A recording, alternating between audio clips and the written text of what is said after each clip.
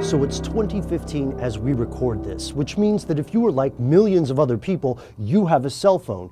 And you probably also have some sort of card that you use to pay for things. It could be a credit card, a debit card, it could be, Diners Club, but that might be different. And odds are, if you're watching this video, you are overwhelmingly likely to have an internet connection. Here's the thing about these three kinds of communication, these three sorts of medium of transaction, they all leave a little trail of breadcrumbs behind. And every little breadcrumb, every 1-0, every piece of data, location, financial, health-wise about you can be sold from the people who gathered it originally to other people and amassed. And together, these can form a strange, unique fingerprint, an ID, a profile of you. And that is big data.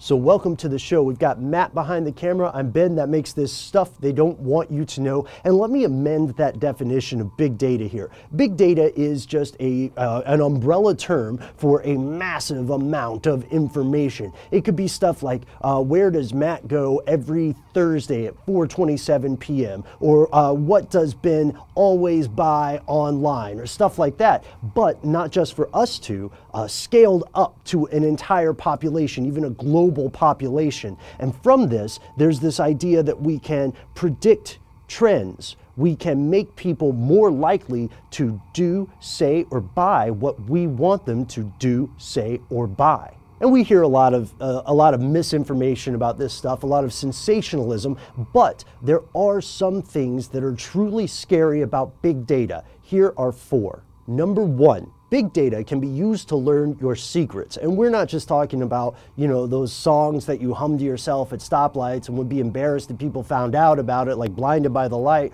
or Call Me Maybe or something, right? We're talking about stuff like medical records that could impact your standing, maybe at your job, maybe with your insurance. We're talking about stuff like banking records that could have the same sort of impact. We're talking about maybe addiction issues, secret vices, illicit affairs. Things like that can be reconstructed from these little pieces of information we leave behind, not just on internet searches, but on stuff like your GPS. A fellow named Tim Sparapani, who is a VP at the Application Developers Alliance, said in an interview that most businesses are beginning to realize they have a secondary revenue stream, a second form of income made by selling the information about their consumers to other companies. Some companies who only do this for a living. And here's the scary part. He said that some of these companies are realizing this second revenue stream, your information, could be just as profitable, if not more profitable, than the products and services that they're selling to individuals like you. Two, big data and the businesses collecting it in general don't really have to tell you what they know. At this point, as we record this in 2015, there's no Freedom of Information Act for private retailers and the stuff they're collecting about you and where they're sending it. But we do know that this is an active thing and the people doing it might surprise you. I don't know if you guys have heard of the anecdote about Target, how Target was able, based on what they call their guest ID, to figure out that a high school girl, a teenage girl, was pregnant and send ads and stuff to her about her coming pregnancy before her parents knew about it.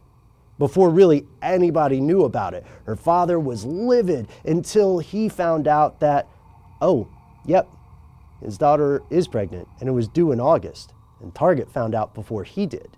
And you can read some great interviews about this practice, this predictive analysis of data.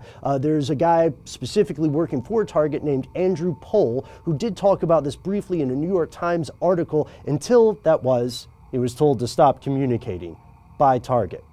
And at this point, we've done some episodes about this, but I guess we'll just go ahead and give an honorable mention to the MVP of data analysis and data hoarding, Facebook. Yeah, totally, Facebook. Are you logged in now? I mean, you can log out. It doesn't matter. It's still going to follow you. 3, it can lead to discrimination, maybe not in the way you think. If you've seen the film Gattaca, it talks about a future world wherein people are discriminated against because of their medical records or their genetic code, right? And this isn't something that's happening yet. I mean, that's still science fiction, thankfully. But it brings us to the idea of relevant search results. You know, who decides what's relevant to you? This is illustrated in great detail during a TED Talk about the search bubble, which means that based on your past search history, based on the past websites you visited, and other data collected about you, the search results that you get when you type in something are not going to be the same as the search results that Matt would get or that I would get. 4, and this is the really spooky one, we don't know how much we're giving away.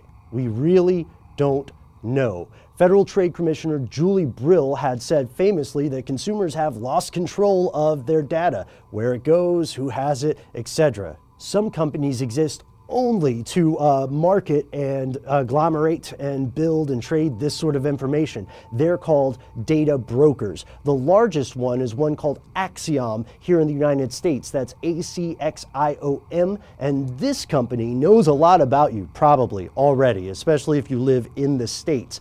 It likes to say that it has about 1,500 pieces of information on around 200 million Americans.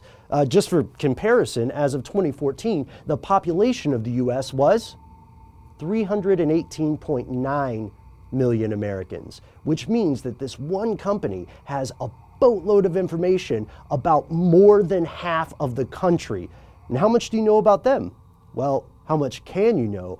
They're pretty squirrely about revealing their methods or their proprietary collection things. A group of several senators has introduced legislation called the Data Broker Accountability and Transparency Act, and its stated aim is to allow consumers to control what information is marketed out somewhere, to control access to that information, and basically have a little bit more transparency on their side. Because what's happening, opponents argue, is not some kind of transparency or better advertising for the consumer. Instead, it's an inequality of transparency, where you as the consumer are not allowed to know what is happening with the information that's been gathered about you and who has it.